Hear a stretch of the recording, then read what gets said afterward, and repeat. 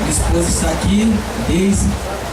Pastor, ele é a mulher mais bonita que está aqui na igreja hoje. Meu filho Daniel, que tem 13 anos, sentado, Maurício, nosso amigo, irmão. E o meu filho João Pedro, que toca violão, está aqui atrás, tem 8 anos, está na salinha. Nós hoje comunicamos a igreja metodista no Royal, igreja que eu pastorei, na graça de Deus. Comuniquei aos irmãos que estaria aqui. Eu costumo não sair da igreja no domingo, mas quando eu recebi o convite do pastor Zé Carlos, eu prontamente disse sim. E comuniquei à igreja e falei: olha, não adianta pedir, não adianta espernear, não adianta reclamar, porque eu estarei no segundo domingo pregando na igreja do pastor José Carlos. Homem de Deus, uma família de Deus, honesto, bom caráter, cheio do Espírito Santo de Deus, um homem que Deus tem dado uma chave. Homens de Deus, profetas de Deus, eles recebem de Deus chave. Chave para abrir as comportas dos céus, para que as bênçãos sejam derramadas sobre a igreja. Se existe um homem, hoje, nessa noite, que tem a oportunidade de receber uma chave nas mãos, é o pastor José Carlos, porque ele é o pastor dessa igreja. E eu tenho certeza que o Senhor estará permitindo a ele contemplar toda a grandiosidade de Deus na vida dele e na vida dessa igreja. Amém? Amém. Você disse amém para mim, mas a palavra de Deus lá em Apocalipse 3,14 diz que Jesus Cristo é o amém. Amém? Amém. Então amém. O meu marcador de Bíblia, abra sua Bíblia em Ezequiel capítulo 2, ou melhor, capítulo 1, versículo 26.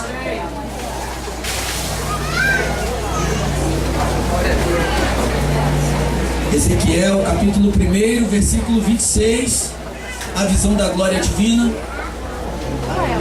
Irmãos, se você encontrar, coloque-se de pé.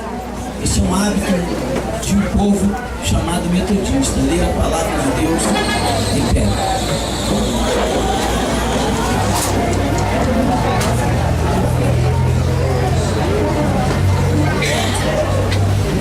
Eu vou ler para que possamos ganhar tempo, amém, amados?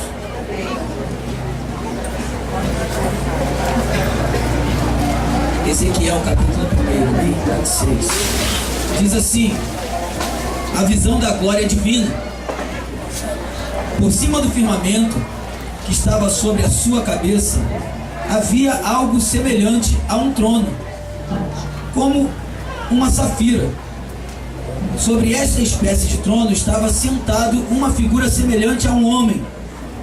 Via como metal brilhante, como fogo ao redor dela, desde os seus lombos e daí para cima, e desde os seus lombos e daí para baixo. Via como fogo em um resplendor ao redor dela, como o aspecto do arco que aparece na nuvem em dia de chuva, assim era o resplendor em redor. Esta era a aparência da glória do Senhor. Vendo isto, caí com o rosto em terra e ouvi a voz de quem falava. Esta voz me disse: filho do homem, põe-te em pé e falarei contigo. Então entrou em mim o Espírito quando falava comigo, e me pôs em pé e ouvi o que falava. Ele me disse: filho do homem, eu te envio aos filhos de Israel, as nações rebeldes que se insurgiram contra mim. Eles e seus pais prevaricaram contra mim até precisamente ao dia de hoje. Os filhos são duros de semblante e obstinados de coração. Eu te envio a eles e lhes dirás: assim diz o Senhor Deus, eles quer ouçam, quer deixem de ouvir, porque são casa rebelde. Hão de saber que esteve no meio deles um profeta. Tu, ó filho do homem, não os temas, nem temas as suas palavras, ainda que haja sarças e espinhos para contigo e tu habite com os escorpiões. Não temas as suas palavras, nem te assustes com o rosto deles, porque são casa rebelde. Mas tu lhes dirás as minhas palavras, quer ouçam, quer deixem de ouvir, pois são casa rebelde. Amém? Sente-se, por favor.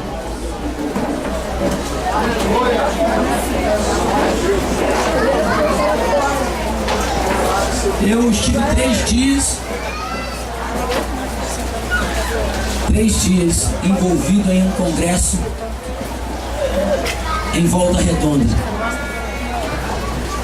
Cheguei essa madrugada, 4 horas da manhã. Estive quinta-feira, sexta-feira, quinta-noite, sexta o dia inteiro, sábado o dia inteiro e à noite. E saímos de Volta Redonda quase 1 hora da manhã. E lá, o Espírito de Deus ministrou coisas tremendamente poderosas à vida dos pastores, dos líderes, dos irmãos que lá estavam. E neste congresso eu briguei muito com Deus, se assim eu posso dizer. Eu me pus o tempo todo na dispensação de Deus, literalmente, para que Deus pudesse ministrar ao meu coração aquilo que eu deveria ministrar ao seu coração. Pois não existe palavra ministrada para o povo de Deus que não passe pelo ministro.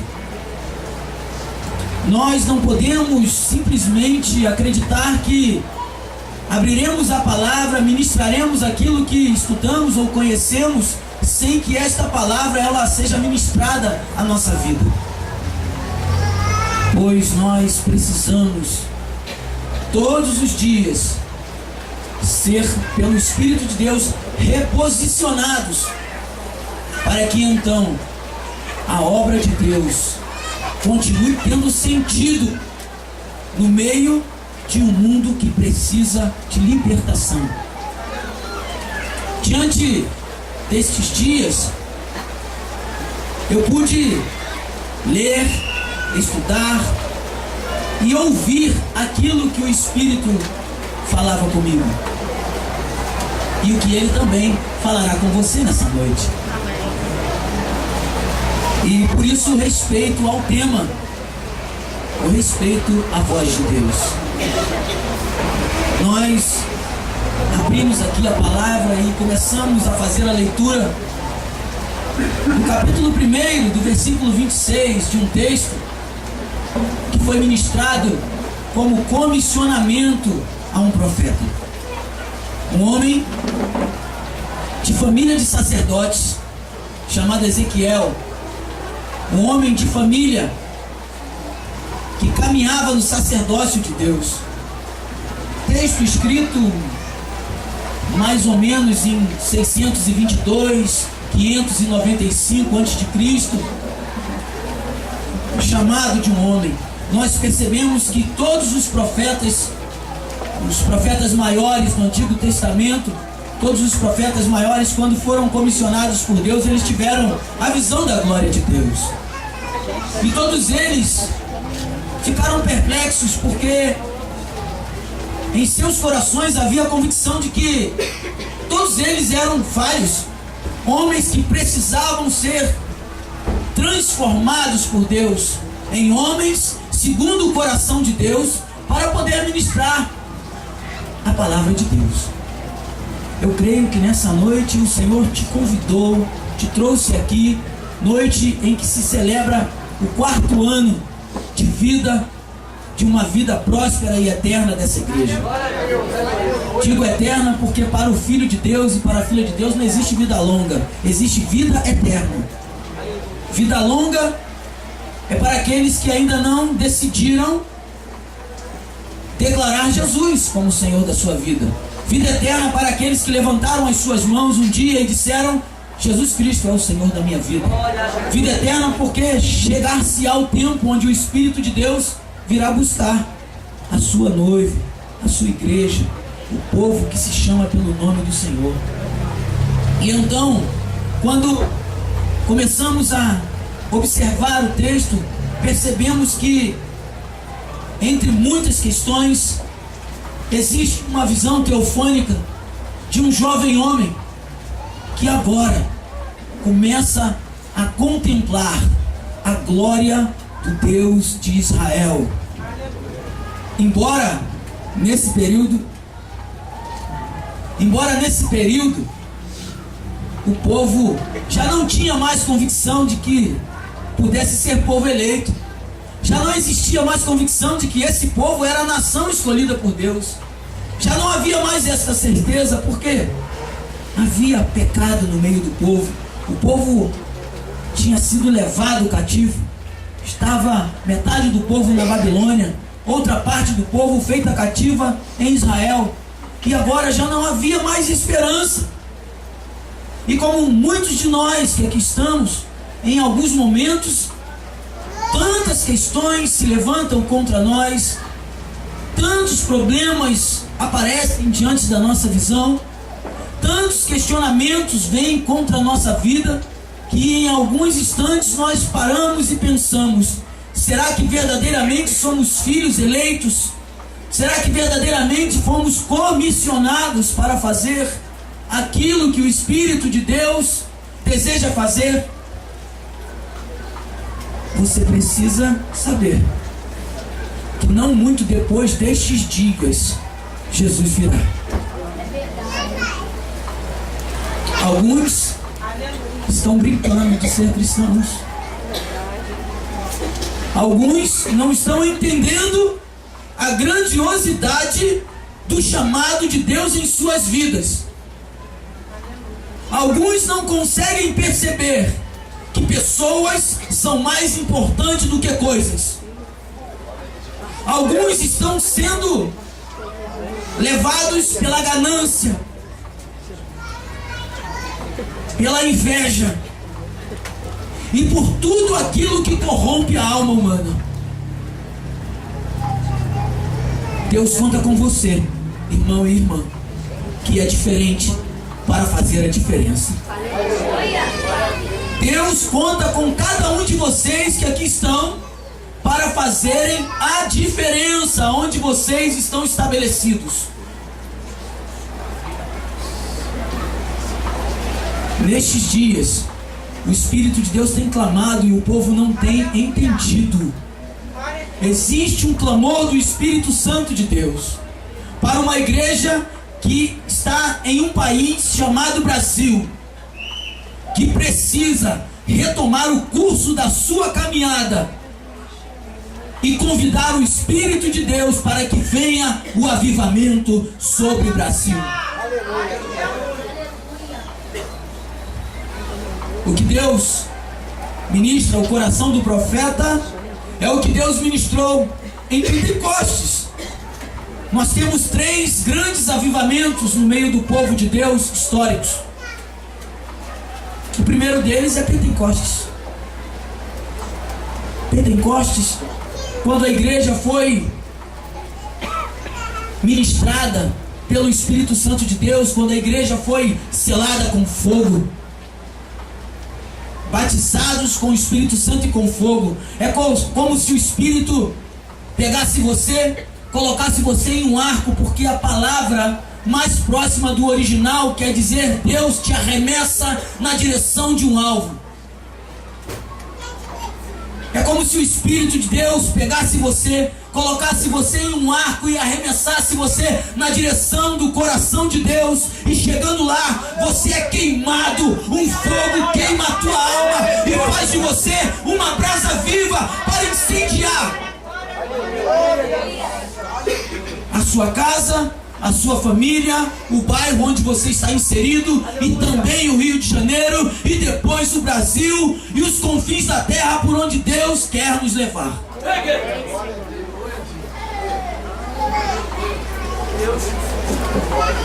O que o Espírito Santo de Deus quer fazer é o que ele fez no país de Gales.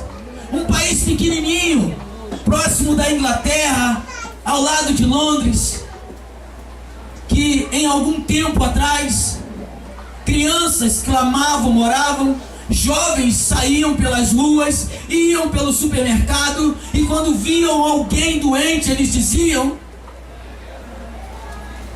o que é que está acontecendo com você? Como conta a história de um jovem que ele estava no supermercado, um jovem de oração com mais ou menos 13 anos de idade, e de repente ele vê uma senhora com uma diferença na sua perna, e ele diz para aquela senhora: o que é que está acontecendo? Por que é que a senhora está passando por essa situação? E ela diz: eu sofri um acidente gravíssimo e hoje eu não consigo andar normalmente. Aquele jovem pediu licença à mulher do caixa, pediu a alguns homens que colocassem aquela senhora sentada no caixa, e começou a clamar e dizer: Senhor Jesus, eu creio no teu poder, eu creio no avivamento, eu creio no teu Espírito Santo, e porque eu creio em ti, em teu nome, Jesus, cura a perna desta mulher. E a mulher que estava no caixa começou a ver aquela mulher ser curada. A mulher pulou do caixa, começou a gritar e a pular e a gritar e a pular e dizer: glória a Deus, porque existe um homem chamado Jesus, um Deus chamado Jesus que curou a minha vida. E a mulher que estava no caixa pegou o microfone e começou a gritar no mercado: venham todos ao caixa número 9, porque aqui existe um homem que está curando enfermidades, que está transformando vidas e que pode mudar a tua história. Aleluia. Esse Deus que lá estava é o mesmo que está aqui. Ele não mudou, jamais mudará. Ele é o mesmo ontem, hoje e será eternamente. Glória a Deus, aleluia. Nós precisamos ser desafiados por nós mesmos, porque Deus tem te desafiado pelo Espírito todos os dias, mas nós precisamos estar impregnados desta unção espiritual. Precisamos ser persuadidos, nos deixar ser conduzidos pelo Espírito, para que possamos fazer aquilo que o Senhor quer fazer através de nós, porque se nós não clamarmos, as pedras clamarão. Deus convidou a Ezequiel e disse: Ezequiel, por cima do firmamento que estava sobre a sua cabeça, ele tem a visão do trono e da glória de Deus. E quando nós lemos essa primeira parte do texto que está sendo aqui ministrado, nós percebemos que em algum momento, diante dessa visão, Ezequiel cai ao chão. Eu posso pensar em alguma coisa interessante quando eu vejo um homem de uma família sacerdotal ou religioso, legalista, fundamentalista, cheio de religiosidade, em uma família de sacerdotes, precisando ser desconstruído diante de Deus. Todos os dias nós precisamos ser desconstruídos. E não pensem vocês que isso não acontece conosco. Quando eu estava agora neste congresso, veio um homem que eu nunca vi. Este homem mora em Palmas do Tocantins, não sabe meu nome, não me conhece, não sabe de nada da minha vida. Parou diante de mim e disse: olha,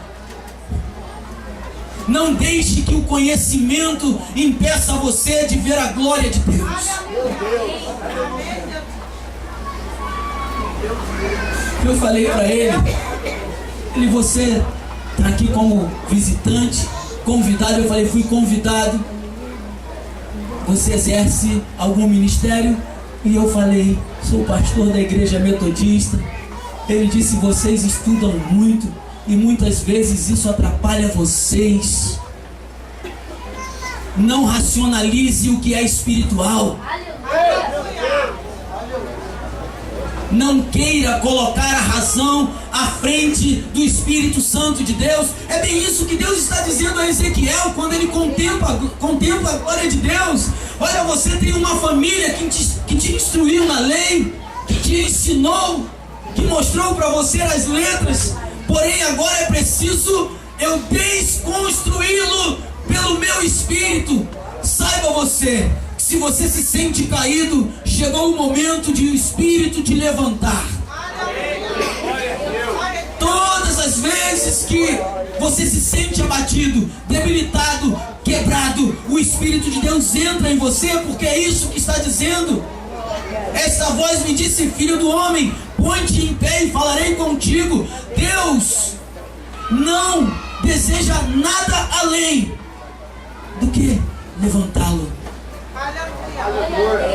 Todos os dias o Espírito Santo tem tentado dizer a você: ponha-te de pé para que eu fale contigo.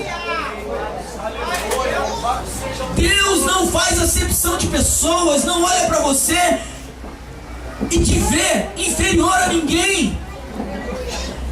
Alguns homens que estão se sentindo os melhores é que muitas vezes tem o desejo e a audácia de olhar para você de cima para baixo. Mas não se sinta humilhado. Não se deixe vencer. Não se deixe humilhar. Lembre-se, diante de Ezequiel, o Espírito disse: ponha-te de pé e falarei contigo. Deus não quer olhar para você deitado no chão. Deus não vai pisar em você. Jamais Deus irá te humilhar. Deus vai dar a mão a você, vai te colocar de pé, vai olhar nos teus olhos e vai dizer: eu te chamei. Desde o ventre da tua mãe fiz menção do teu nome,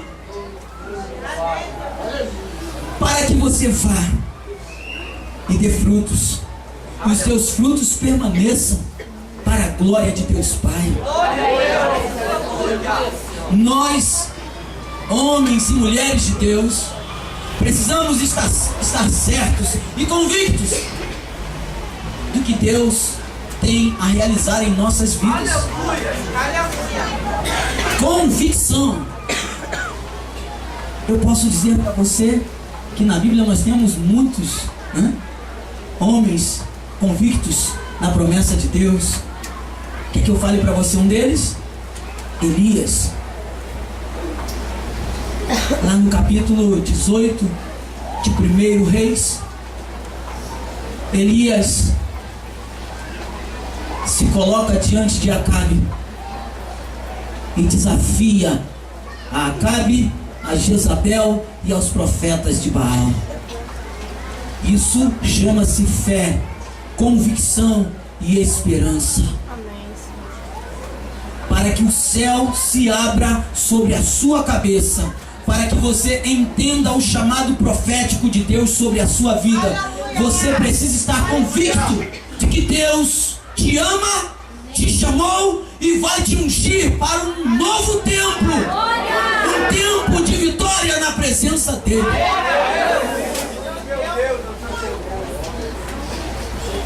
Convicção, fé e esperança fazem parte da vida de todo homem e de toda mulher de Deus. O homem e a mulher de Deus, o jovem de Deus, as crianças de Deus, que querem se tornar mais do que vencedores, precisam deixar o Espírito Santo de Deus gerar em seus corações convicção, fé e esperança. Repita comigo: Senhor Jesus, nesta noite, gera em meu coração convicção, fé e esperança. Você creu no que você falou? Então aplauda o Senhor Jesus.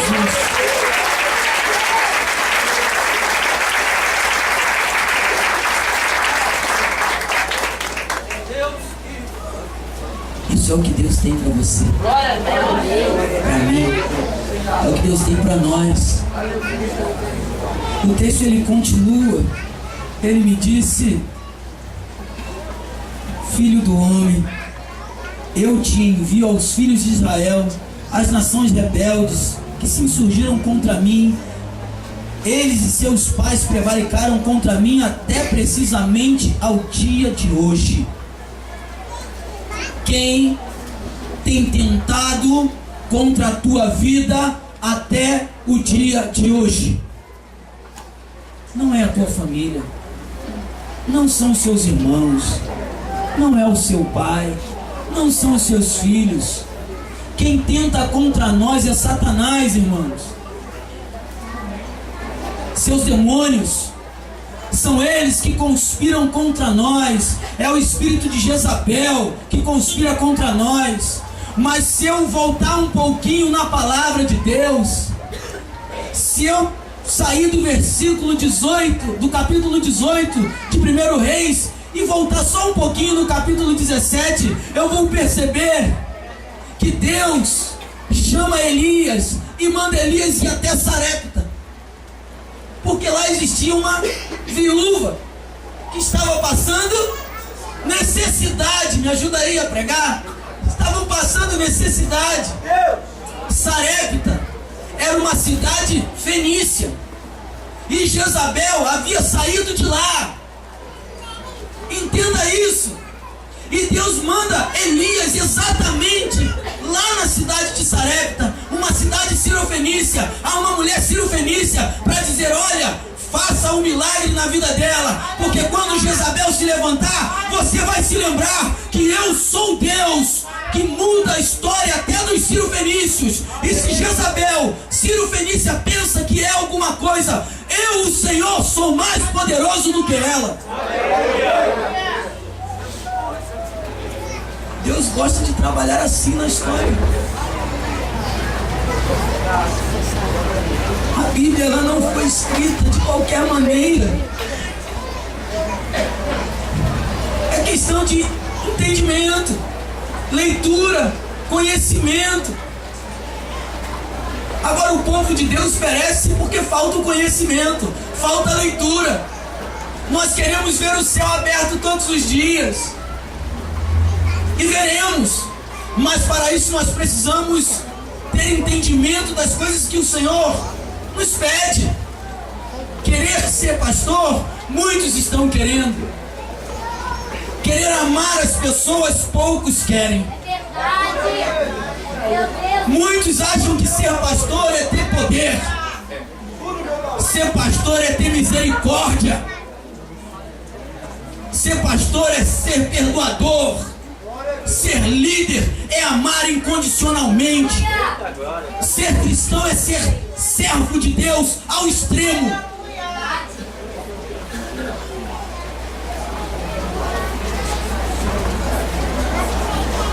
Esse deve ser o entendimento. Querer ver o céu aberto, todos nós queremos. E veremos, eu já disse isso. Mas nós precisamos entender o processo que Deus tem para cada um de nós e para as nossas vidas. Eu falei de 3 avivamentos: a Rua Azusa, conhecido de todos os pentecostais, um avivamento que durou 5 anos mais ou menos. Sabe como esse avivamento começou? Alguns aqui talvez saibam muito mais que eu, mas o que eu aprendi é que alguns negros americanos que estavam sendo humilhados, destroçados, perseguidos, começaram a aclamar, aclamar, aclamar, aclamar e a pedir a Deus que tivesse misericórdia do sofrimento, da perseguição dos brancos, da humilhação, dos açoites, da surra, da morte que eles viviam como negros. E aqueles brancos mandavam eles calar a boca: calem a boca, parem parem de clamar, não vai acontecer nada, nós os mataremos. E eles insistiram e clamaram, e clamaram, e clamaram, e clamaram, e o Espírito veio, e até aqueles brancos começaram a saltar na presença de Deus, e contagiou não só uma nação, mas muitas nações. O que Deus está tentando nos dizer é o que eu falei na oração ali atrás, em Abacuque 2,14. A glória de Deus, ela irá cobrir a terra como as águas cobrem o mar.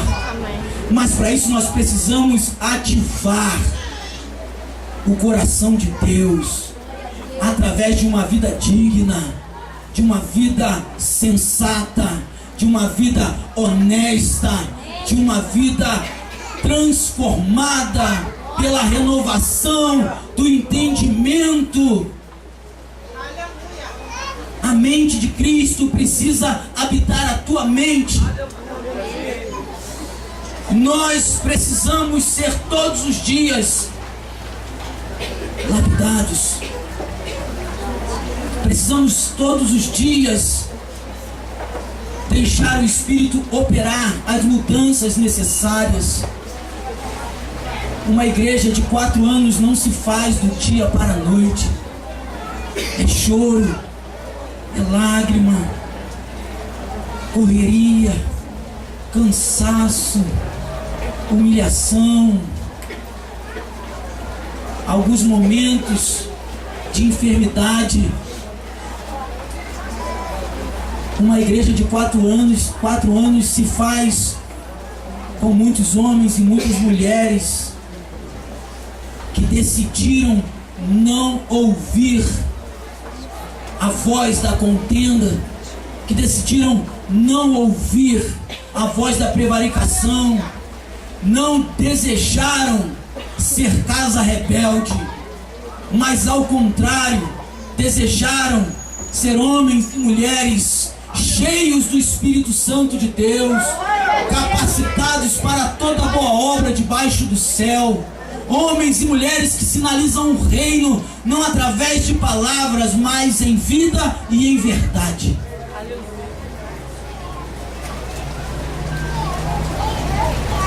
Fico pensando com esse texto, irmãos e irmãs.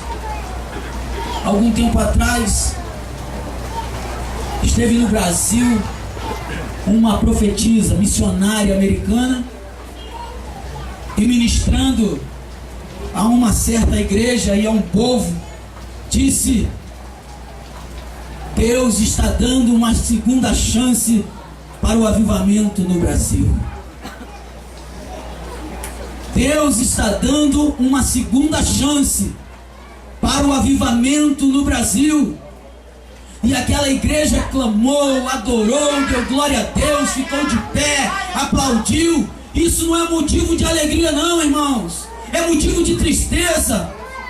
Nós não deveríamos alcançar a segunda chance, nós teríamos que tirar 10 na primeira oportunidade.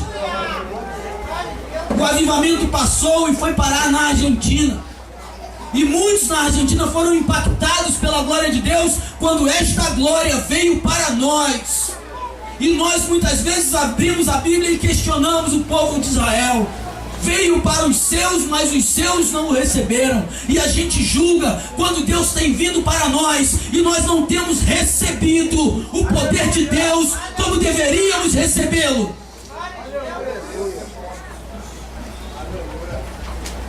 Abra o teu coração.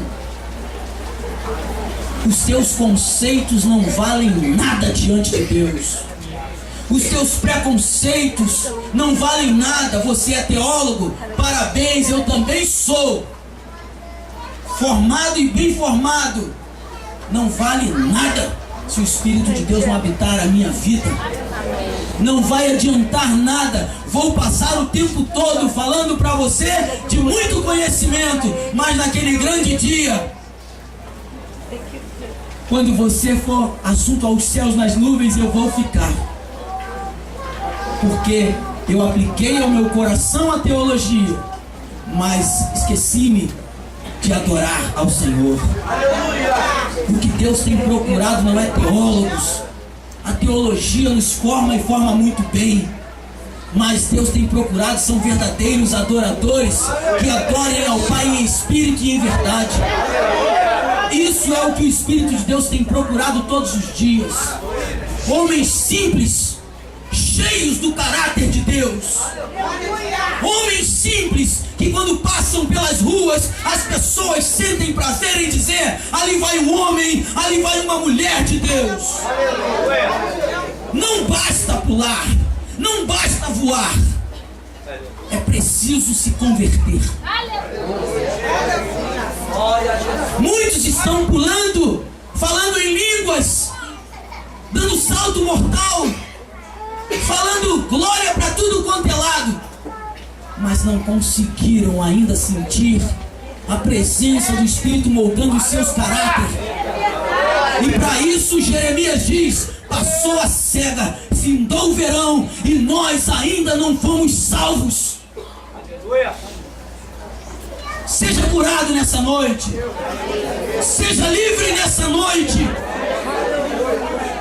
Eu sou metodista, mas eu gosto de ouvir quando alguém glorifica ao Senhor. Amém? Glória a Deus. Glorifique ao Senhor, não se intimide não. Exalte o Senhor, bendiga o nome do Senhor. O texto continua e ele diz: os filhos são de duro semblante, obstinados de coração, e eu te envio a eles, e lhes dirás assim, diz o Senhor Deus. Isso parece-me com aquilo que o Senhor está dizendo a Moisés, quando Deus diz que não vai mais com o povo. Quando você lê a tradução da Torá, você percebe um diálogo entre Deus e Moisés. E Deus diz assim: estes são os reis mongões inveterados, Moisés, Ludniks, que andam comigo o tempo todo. A minha presença está com eles, mas no primeiro momento de dificuldade eles abrem a boca e reclamam o tempo todo. Não sabem esperar a minha glória. Eu não quero ir mais no meio deles, porque correm o risco de serem mortos. Agora diga: eu já estou morto. Diga: eu estou morto.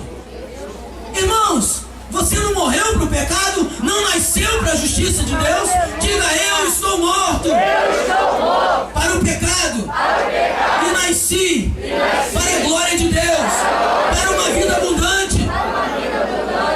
Não sejais tímidos.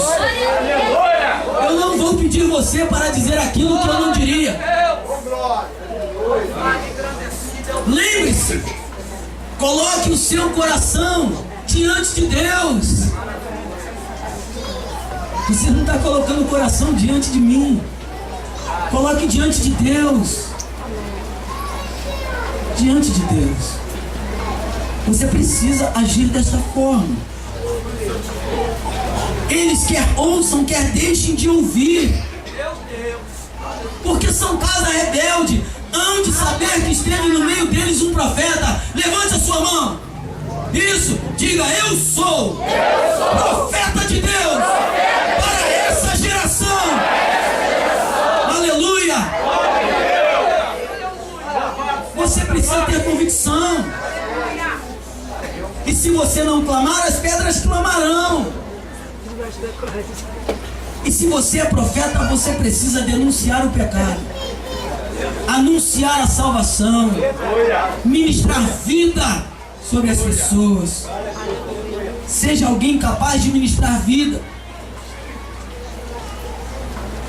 Quando nós deixamos de entender o propósito de Deus e deixamos de ministrar a vida, quando nós nos tornamos casa rebelde, então nós corremos o risco de presenciar o Icabode. O que é o Icabode? Foi-se a glória de Deus. Foi-se a glória de Deus. 1 Samuel 4, do 19 ao 22. Icabode Nós não precisamos de Icabode, nós precisamos de Icabode. Que venha a glória de Deus, que abra as comportas dos céus e que sejamos abençoados todos os dias. Nós precisamos ser prósperos, e prosperidade não é riqueza, irmãos. E o que eu prego para você, eu prego todos os dias, todos os domingos na igreja que eu pastoreio. Prosperidade não é riqueza. Deus não quer fazer de você super rico, milionário, para que você não olhe para as pessoas. Seja rico, seja próspero, mas olhe para os teus irmãos. Avivamento é quando você se preocupa com a causa da viúva, do órfão, do desvalido. O problema é que nós chamamos ao Senhor como o Senhor dos exércitos, é que nós declaramos a prosperidade de Deus em nossas vidas e nos esquecemos da cruz de Cristo. O evangelho que tem sido pregado tem sido o evangelho da prosperidade e não da cruz. Eu me esqueci de, como pastor, pregar a morte para a ressurreição. E eu quero agradar as pessoas dentro da igreja e falar que elas serão prósperas, que Deus vai dar a elas carro do ano. Eu não tenho nada contra, mas primeiramente eu preciso dizer, olha, se você não confessar Jesus como o Senhor da tua vida, você vai morrer e vai para o inferno.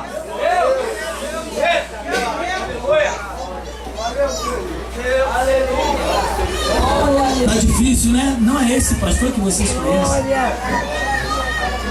Deus Santo e Poderoso, aleluia. O Espírito de Deus faz nova todas as coisas. Aleluia. Amém?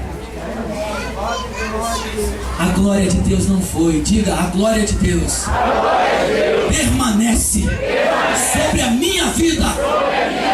Aleluia. Glória a Deus. Você precisa entender isso. A glória de Deus, ela permanece sobre você, porque você não é um resmungão inveterado. Você é um homem e uma mulher que exalta ao Senhor, mesmo no momento de dificuldade.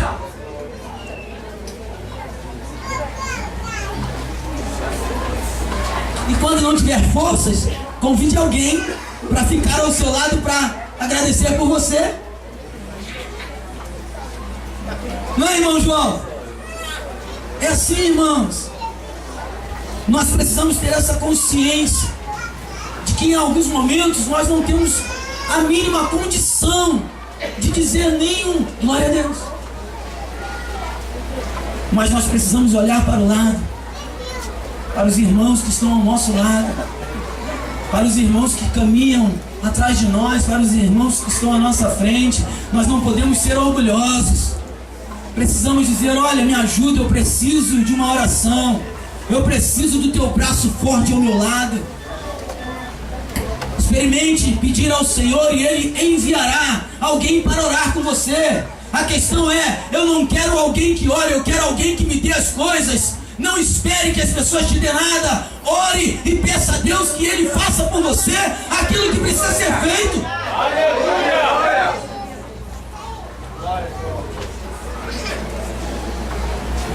Peça ao Senhor e Ele fará.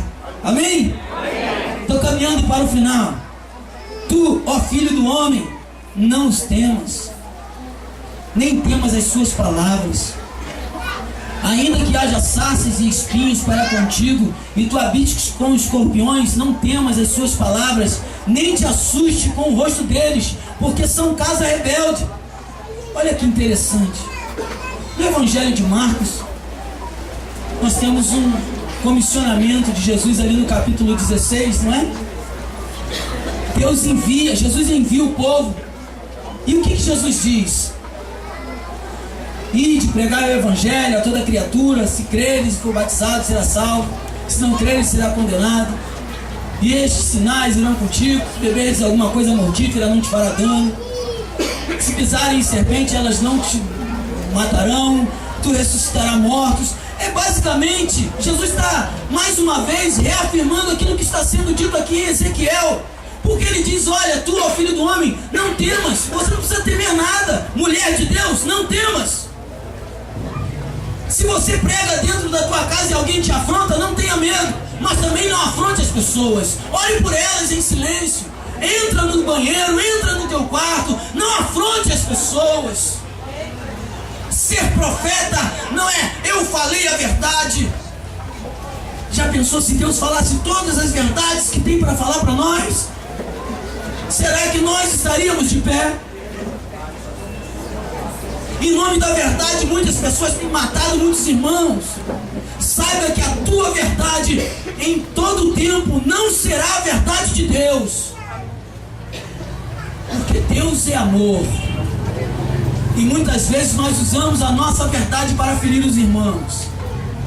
Eu quero ver você usar a tua verdade para fazer o bem e para amar incondicionalmente. Essa deve ser a tua verdade, porque essa é a maior verdade do Evangelho. Ame ao Senhor teu Deus acima de todas as coisas e ao teu próximo como a ti mesmo. Não existe verdade maior que essa. Mas em alguns momentos o pastor Zé Carlos não me agrada, Paula, e eu vou dizer a ele algumas verdades.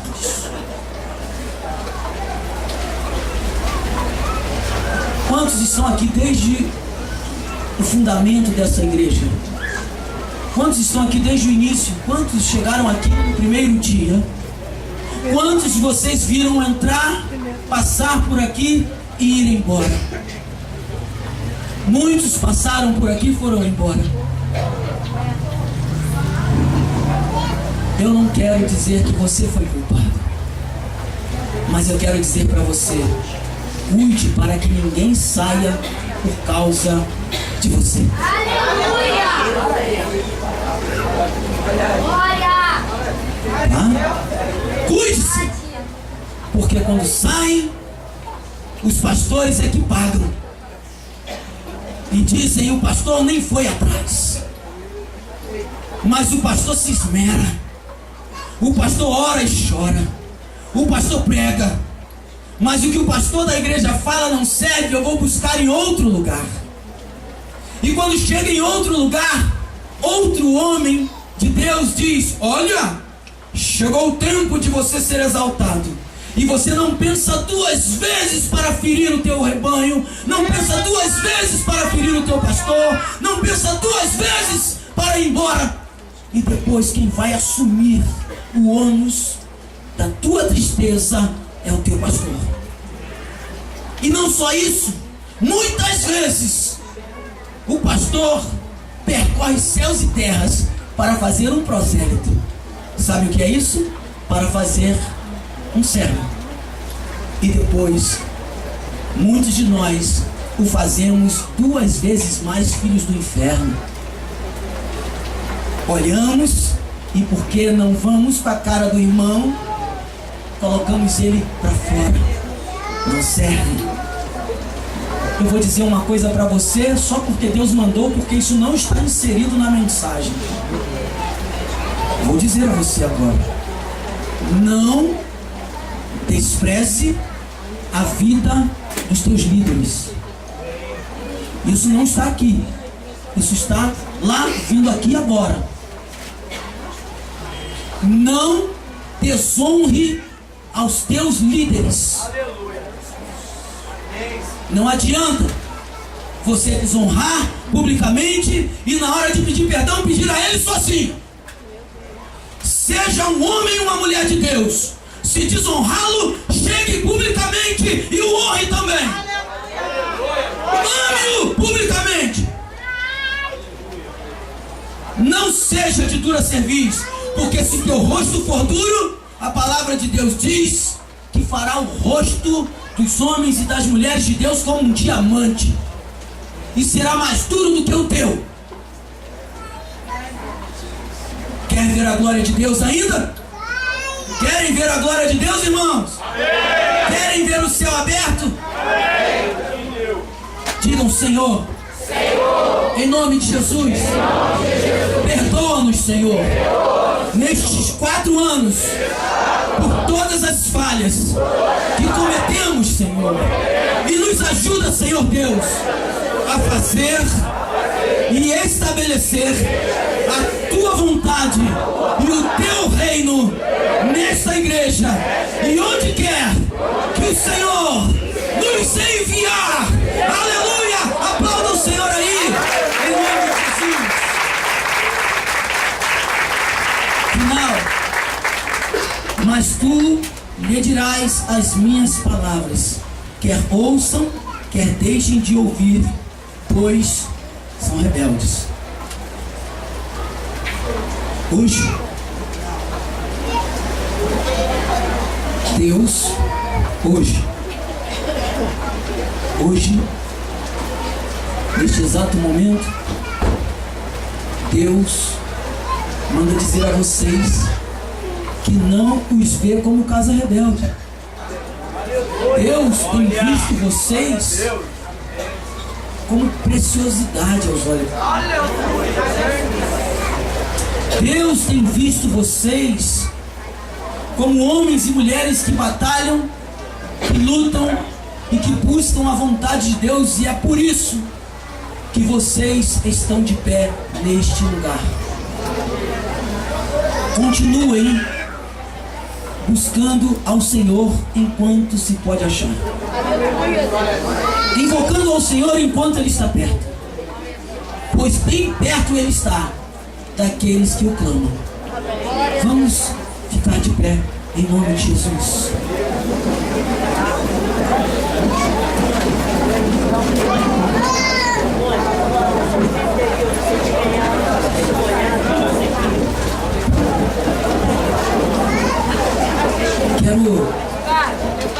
Quero muito rapidamente orar por você.